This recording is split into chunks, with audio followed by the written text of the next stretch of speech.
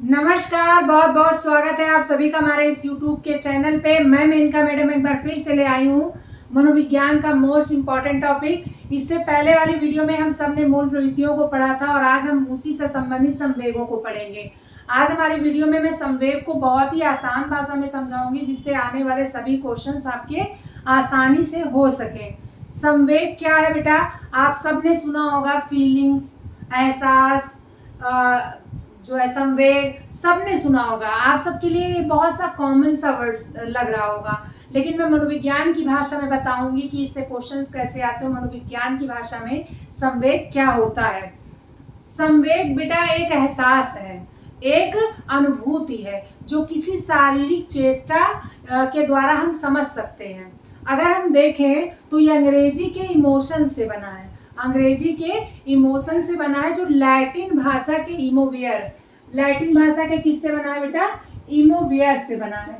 इमोवेयर का मतलब होता है उत्तेजित होना। मतलब संवेग क्या है? उत्तेजना है। अगर संवेग का शाब्दिक अर्थ पूछता है कि संवेग का शाब्दिक अर्थ क्या है, तो उत्तेजना होता है या भाव में उथल पुथल। जी हाँ, ये क्वेश्चन शायद 2017 या 16 में आया भी था कि संवेग का शाब्दिक अर्थ क्या होता है। तो संवेग का शाब्दिक अर्थ होता है भाव में उथल पुथल या उत्तेजना। संवेग एक अनुभूति है, संवेग एक एहसास है जो हम अनुभूतियों के द्वारा समझ पाते हैं। हम क्या कर रहे हैं ये हमारी चेष्टाएं या क्रियाकलाप बता देते हैं। वही क्रियाकलाप के द्वारा ही हम जान पाते हैं कि इसके अंदर कौन सा एहसास है, कौन सी फीलिंग या कौन सा इमोशंस है। तो आसान भाषा में समझेंगे कि आपका संवेग एक तरह की अनुभूति है, एक एहसास है, एक फीलिंग है, एक उत्तेजना है जो बाहरी चेष्टाओं के द्वारा हम जान जाते हैं। अगर हम संवेगों के प्रकारों की बात करें तो कई प्रकार हैं संवेग के, जैसे भय, क्रोध, घृणा, ये सब आपके क्या है? संवेग है। क्वेश्चन आता है कि संवेग निम्न में से कौन सा संवेग नहीं है या कौन सा संवेग है। तो आपने मूल प्रवृत्तियों में भी संवेगों को मैंने पढ़ाया था कि आपका भय है, क्रोध है, घृणा है, ये सब आपकी क्या है? संवेगों के प्रकार हैं। संवेग आपका क्या है? एक उत्तेजना है, एक एहसास है जो शारीरिक चेष्टाओं के द्वारा हम समझ सकते हैं। अगर हम संवेग के विशेषताओं की बात करें तो संवेग की विशेषताएं क्या होंगी? पहली बात तो संवेग एक व्यापक शब्द है, यानी संवेग सभी में होगा। कहते हैं ना कि मनुष्य अगर किसी भी रोबोट से अलग है, कहते हैं ना रोबोट बन रहा है, क्लोन बन रहा है, लेकिन क्लोन में और इंसानों में क्या अंतर है कि इसमें एहसास या फीलिंग नहीं होती है। मतलब हमें कैसा व्यवहार करना है किसके साथ, ये हम तभी जान पाते क्योंकि हमारे अंदर वो संवेग होता है। हम सब के अंदर फीलिंग्स होती हैं, सारी फीलिंग्स सभी चीज़ों के लिए अलग अलग होती हैं। और संवेग भी परिस्थिति जन होता है। परिस्थिति जन का मतलब होता है बेटा जैसी परिस्थितियां आएंगी वैसा ही संवेग उत्पन्न होगा। हंसी की बात आएगी तभी हमें हंसी की अनुभूति होगी, क्रोध वाली बात रहेगी तभी हमें क्रोध आएगी। मतलब अगर हम कहें तो परिस्थितियां जन होते हैं हमारे संवेग। संवेग एक व्यापक शब्द है, सभी में पाया जाता है। एक संवेग अनेक संवेगों को पैदा करता है। संवेग के द्वारा कई आंतरिक और कई बाहरी परिवर्तन देखने को मिलते हैं। अगर कोई क्रोध में होता है तो उसके हार्ट बीट बढ़ जाते हैं, ये आंतरिक परिवर्तन हो गया। और उसकी आंखें लाल हो जाती हैं, चेहरा खिंच जाता है गुस्से में, तो ये बाहरी परिवर्तन देखने को मिलते हैं। तो एक संवेग के पीछे कई संवेग काम करते हैं। संवेग कई लक्षणों को प्रकट करता है। एक संवेग किसी न किसी मूल प्रवृत्ति से संबंधित भी होता है। एक संवेग के पीछे कई कारण छिपे होते हैं। संवेगों की उत्पत्ति अचानक होती है और समाप्त सहने सहने होता है। जैसे कोई नॉर्मल व्यक्ति बैठा है लेकिन अगर कोई चुटकुला कहता है तो अचानक से हंस देता है, यानी उसका संवेग अचानक से उत्पन्न हुआ। प्रत्येक अवस्थाओं में संवेग भी अलग अलग होगा। जैसे अगर बच्चा शैशवावस्था में होगा तो संवेग अस्थिर होगा। जैसे एक बच्चा है, उसने कोई खिलौना लिया हुआ है और किसी ने उसका खिलौना छीन लिया, वो रोने लगेगा, और जैसे उसका खिलौना वापस कर दिया गया वो हंसने लगेगा। यानी उसके अंदर संवेग कैसा है? अस्थिर है, तुरंत गया और तुरंत वापस आ गया। इसीलिए लोग कहते हैं कि बचपन की अवस्था सबसे अच्छी होती है क्योंकि हम आसानी से उस चीज को भूल जाते हैं। इसीलिए लोग कहते हैं बचपन की अवस्था अच्छी होती है। आजकल जब हम बड़े हो गए हैं तो हम लोगों के अंदर क्या चीजें आ गई, किसी चीज को हम आसानी से नहीं भूल पाते हैं। लेकिन अगर हम बाल्यावस्था में पहुंचते हैं तो वही संवेगों में हमारे क्या आ जाती है, स्थिरता आ जाती है। कह सकते हैं कि प्रत्येक अवस्था में संवेगों का अपना अस्तित्व होता है, फिर स्थिरता आ जाती है। और वही जब हम किशोरावस्था में पहुंचते हैं तो संवेग हमारे उग्र हो जाते हैं, मतलब बहुत तीव्र अवस्था में होते हैं। कहते हैं कि किशोरावस्था में संवेग इतना तेज होता है कि बच्चे को आप चाहे जिधर डाइवर्ट कर सकते हैं, चाहे अच्छे रास्ते पे और चाहे बुरे रास्ते पे। जब किशोरावस्था के बाद हम प्रौढ़ावस्था में पहुंचते हैं तो संवेगों में तीव्रता के बाद मंदता आने लगती है, यानी हम किसी भी चीज में बहुत जल्दी एग्रेसिव नहीं होते, धीरे धीरे शीतलता आ जाती है उसमें। तो कह सकते हैं कि संवेग प्रत्येक अवस्था में अलग अलग होता है। प्रत्येक संवेग के पीछे एक मूल प्रवृत्ति कार्य करती है और मूल प्रवृत्तियों को जगाने का काम भी कौन करता है, संवेग ही करता है। संवेगों को आपने समझा। अब इससे संबंधित जो परिभाषाएं, हमारी प्रमुख परिभाषाएं, वो मैंने बोर्ड पर लिख भी दिया है जिससे समय बचे, और आप इसका स्क्रीनशॉट भी ले सकते हैं। जो परिभाषाएं पूछी गई हैं, सबसे ज्यादा जो इम्पोर्टेंट परिभाषा है वो क्रो एंड क्रो की है। क्रो एंड क्रो कहते हैं कि संवेग गतिशील आंतरिक समायोजन है, गतिशील है, जो व्यक्ति के संतोष, सुरक्षा और कल्याण के लिए कार्य करता है। यानी संवेग हमको शक्ति भी देता है, हमारे कल्याण के लिए भी कार्य करता है। संवेगों से विवश होकर व्यक्ति किसी कार्य को करता है।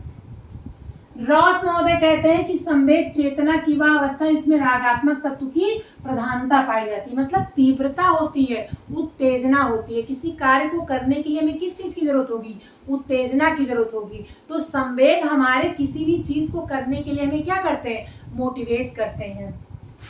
ड्रेबर महोदय कहते हैं कि प्राणी की एक जटिल दशा है जिसमें शारीरिक परिवर्तन प्रबल भावना के कारण उत्तेजित दशा और एक निश्चित प्रकार का व्यवहार करने की प्रवृत्ति निहित रहती है। मतलब क्या है, उत्तेजित दशा है जो हमें निश्चित कार्य करने के लिए क्या कर रही है, प्रेरित कर रही है।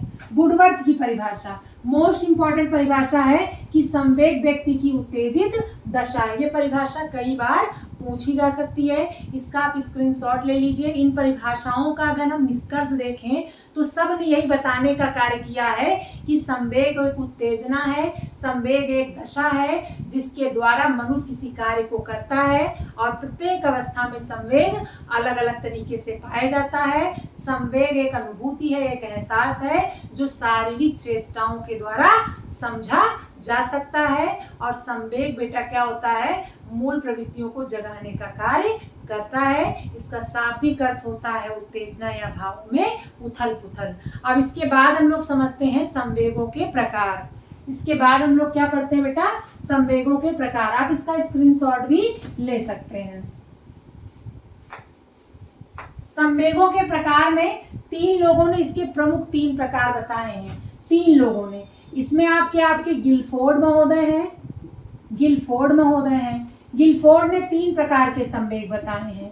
एक आपका बताया है प्राथमिक, एक बताया है द्वितीयक, और एक बताया है बेटा कृत्रिम। कृत्रिम तीनों को पहले हम समझेंगे कि कौन कौन सा किसमें क्या आता है। प्राथमिक संवेग होता है आपका भय, प्रेम, क्रोध।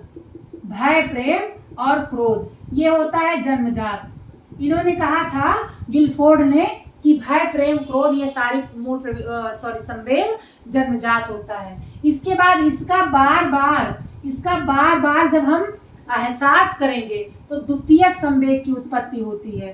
प्राथमिक का बार